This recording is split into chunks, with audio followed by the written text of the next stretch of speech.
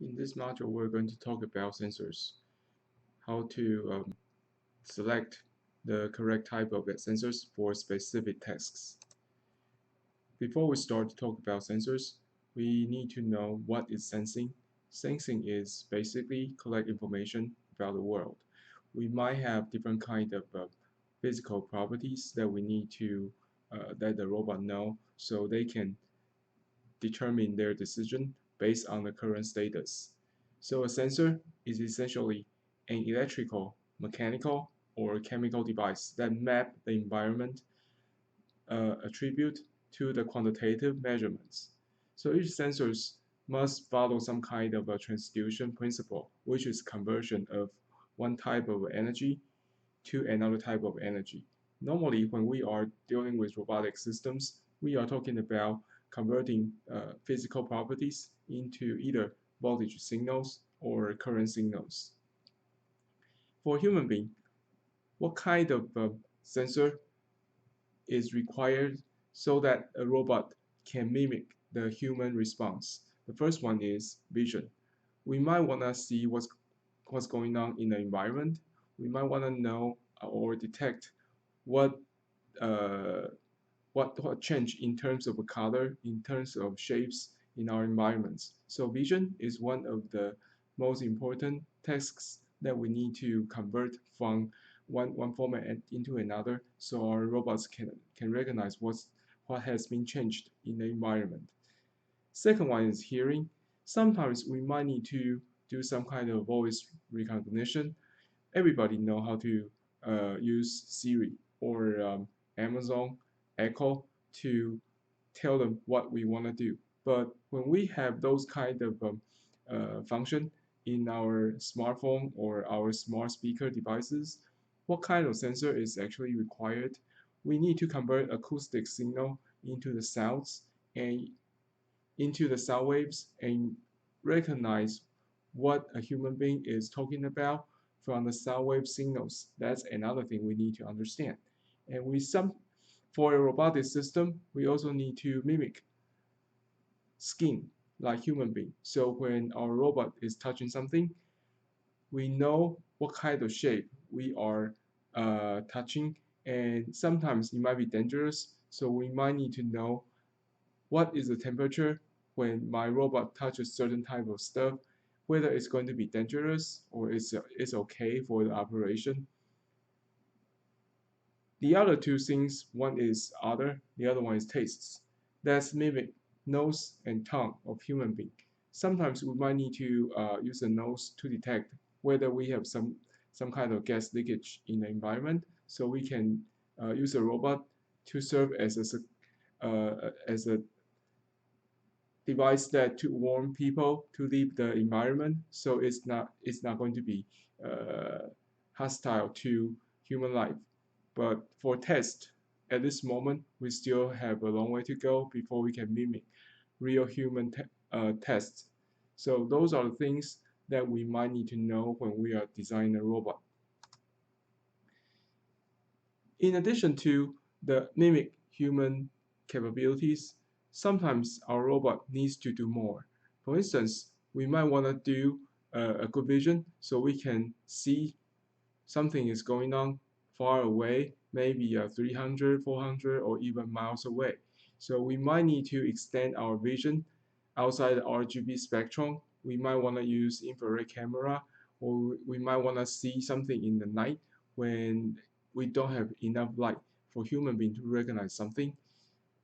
And sometimes we might need to have some active vision to detect what's going on in the environment. Maybe we're going to use radar, or we want to use another range measurement. So when we see a tree, we know the exact distance from my position to the object in front of me.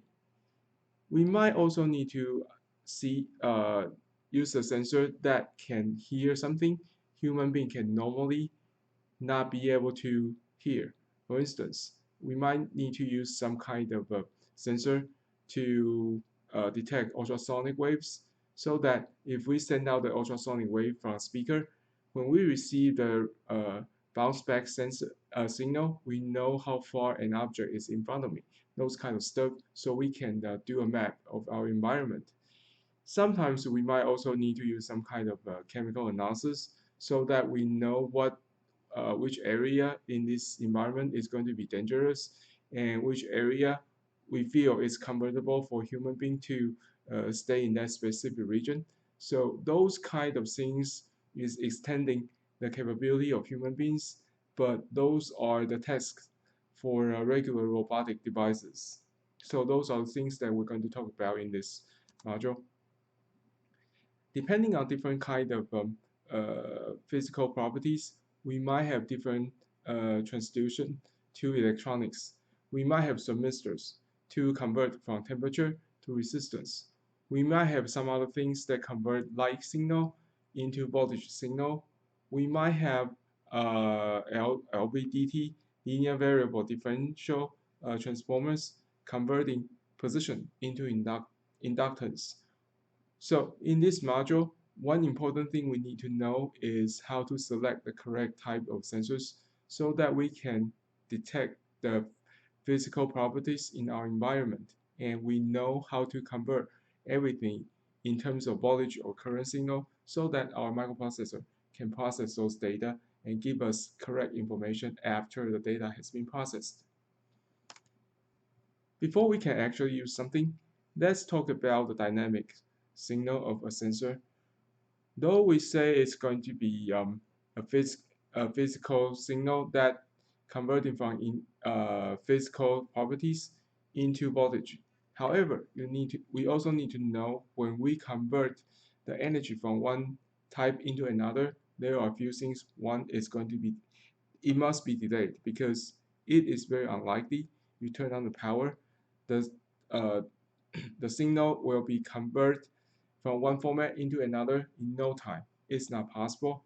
So you need to consider what is the delay time. And in addition to delay time, all the sensors is not going to achieve its steady state in no time again. So we need to know what is the rise time, what is the selling time, how much percentage you think is okay for us to call this is a number that um, our environment is having this specific number of values. So those kind of things are something we need to know before we actually use a sensor. This is one of the um, dynamics response that we have. So we might turn on the switch over here at time equals to 0. But when time equals to 0, it doesn't mean your sensor is going to achieve its steady state in no time. It's going to be delayed. This is a delay period. So you need to know how long we must wait. And after you wait for this amount of time, it is TD over here. Can we take the number directly? The answer is no, because just like what I'm showing you over here, this is a first order approximation, first order response for a sensor. Most of the sensor is going to be either first order or second order. If you happen to have a first order response type of sensor, then you need to understand there is something we call time constant.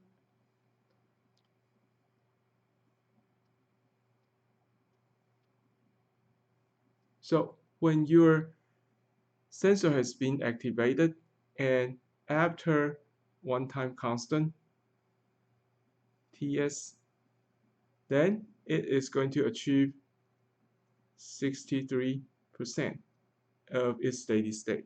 That is something you need to remember because for one time constant, it's going to be about 63%. If it's going to be four time constant, then it's about 98%. Over here in this sensor, in this dynamic response, you see it's phi tau, phi time constant.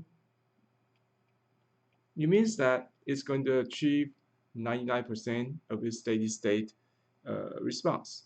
If you simply want to have 95%, then you need to wait at this 3-time constant.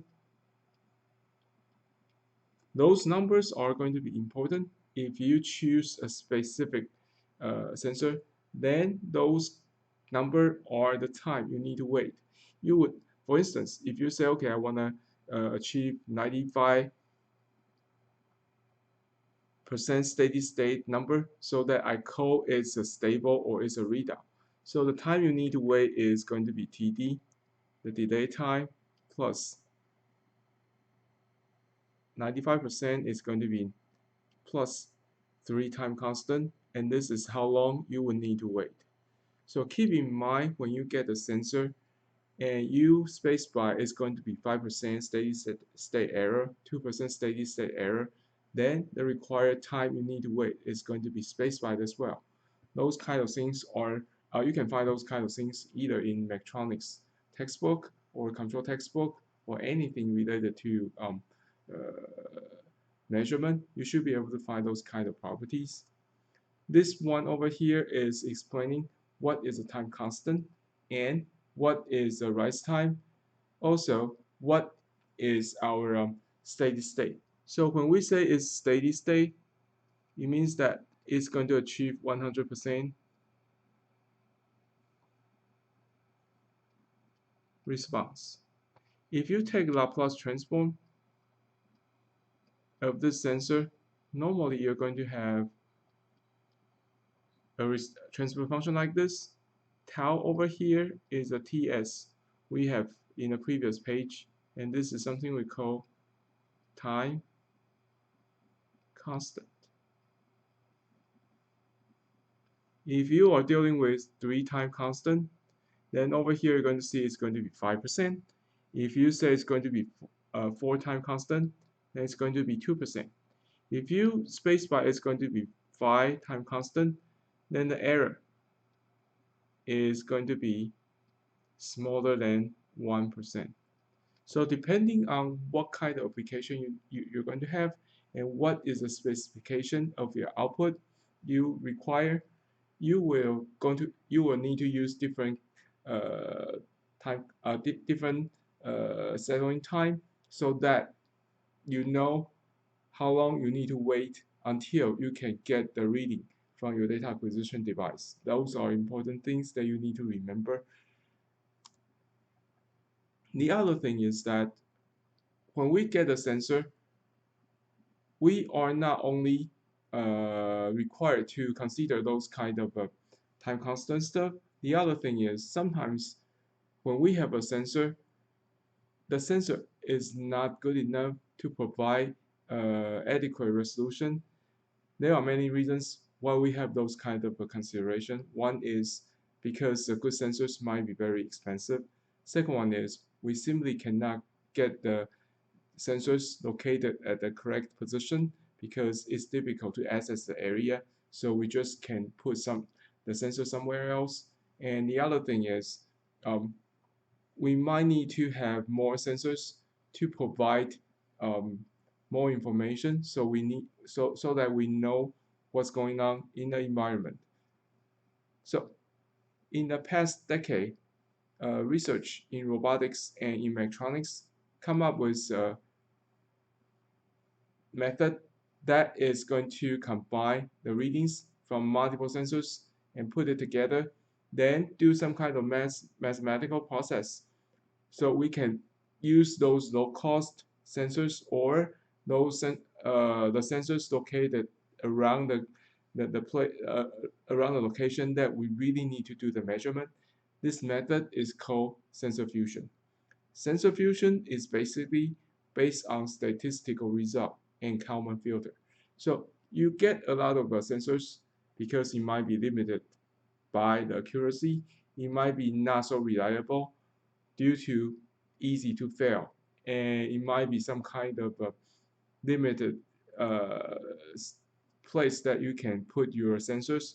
So it might be different reasons, but if we have any kind of consideration and we need to have multiple sensors, then sensor fusions is one of the best way or best efficient way to come up with the answer or the physical properties at a specific location where you desire to do the measurements. So the figures over here talk about what's the difference between a single measurement and a measurement after centrifusion. Let's go to another page. So if you only have a single measurement, this is very typical process. So you want to measure some kind of physical property, it goes to the sensor, and the sensor converting, let's say it's temperature, convert the temperature the from the environment into a voltage.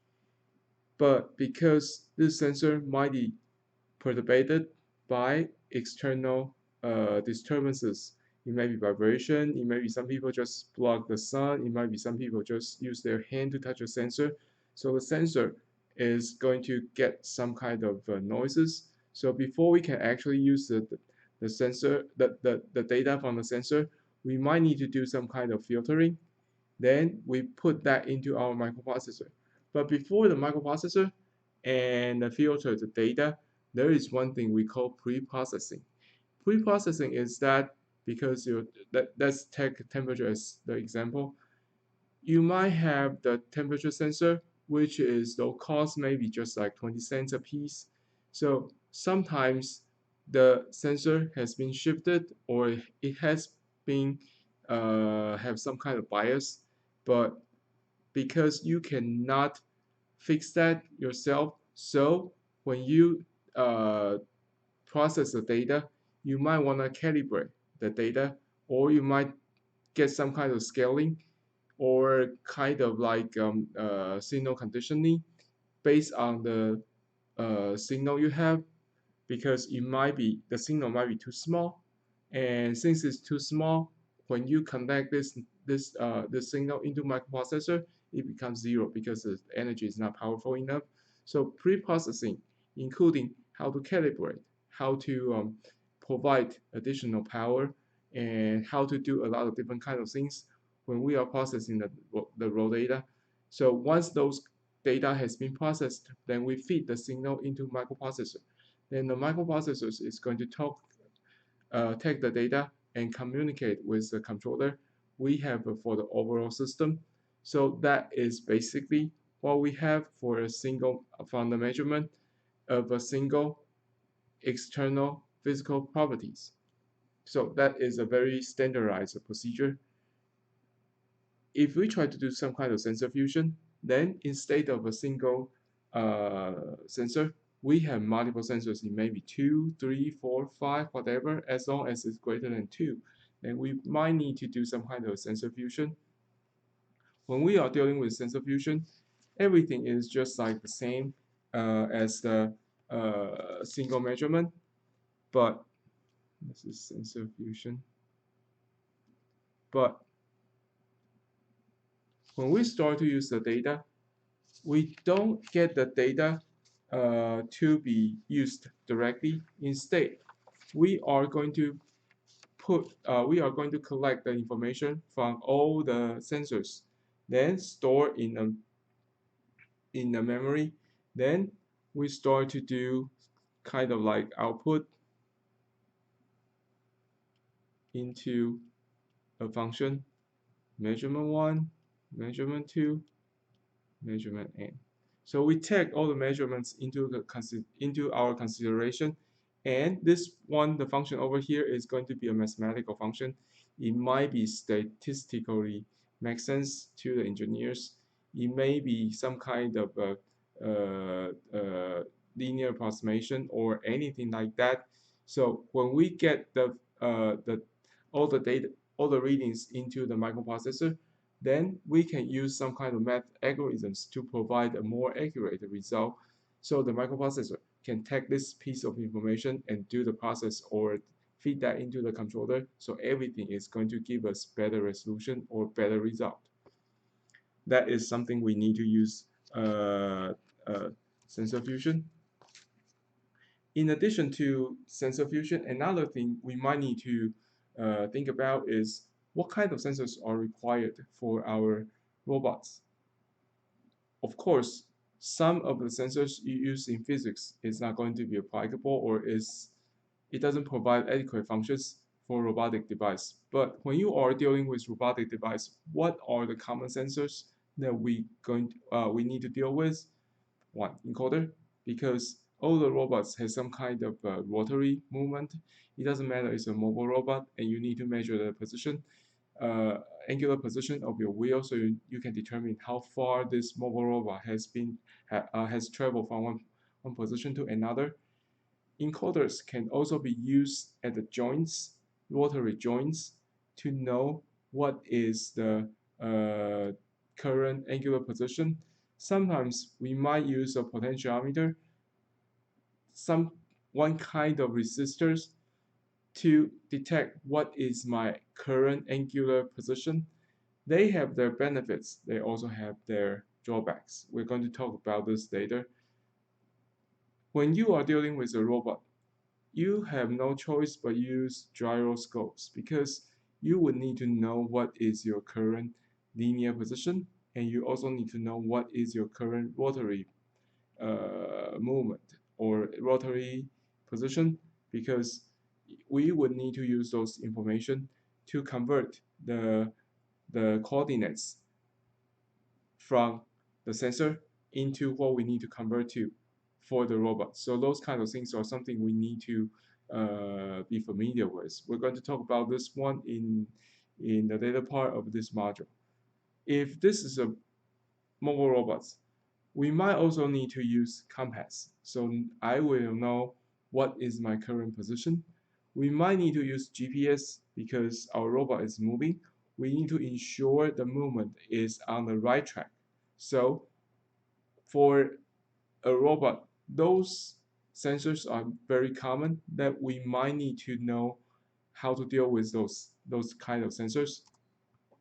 Let's talk about some of them. So when you have a manipulator robot, you must have a touch sensor. The touch sensor is not like human skin. We might not be able to know the overall shape, but since it's a touch sensor, so when the bottom or the artificial skin touched something around its environment, it will send a signal back to the system to turn on a switch, and we know what's going on at this position, whether this robot has reached to a certain position. So the touch sensor is going to be engaged so that we know by knowing the angular position or linear position of the sensors on the other shift, then we certainly going to know whether I'm how far I'm traveling and whether I touch something that I need to activate some other components so that we know what kind of task we are going to deal with. So those kind of things are important. In particular, if you are using your robot to hit a bump, to touch something, and then a limit switch, which is some kind of touch sensor, are always necessary because we cannot guarantee what's going on in our environment if your computer vision is not powerful enough. In many cases, touch sensors are served as detecting the boundary of the system, of the arena, or determine whether it's going to make a collision and try to avoid that. So that keep in mind, this is important. Sometimes we might have sensors based on the sound. So we might have some kind of sonar, we might have infrared, we might have ultrasonic, so that when we send out a, a signal from the speaker, when the sound wave hits something, then it will start to bounce back. I have another sensor located right next to it. So the configuration is like this. I have a speaker. I have a receiver. So if I send a signal, it must bounce back. If we know this one, the distance is d, or this is something we try to measure, then we can use some kind of a measurement because this is t equals to 0, and this is going to be t equals to t1. So t1 minus t or minus 0 divided by 2 multiplied by speed of ultrasonic or of sound. That is going to be my true distance. So if we know those kind of stuff, then we should be able to calculate a lot of physical properties based on what we learned already. Okay, let's talk about electrical magnet signals in the next session.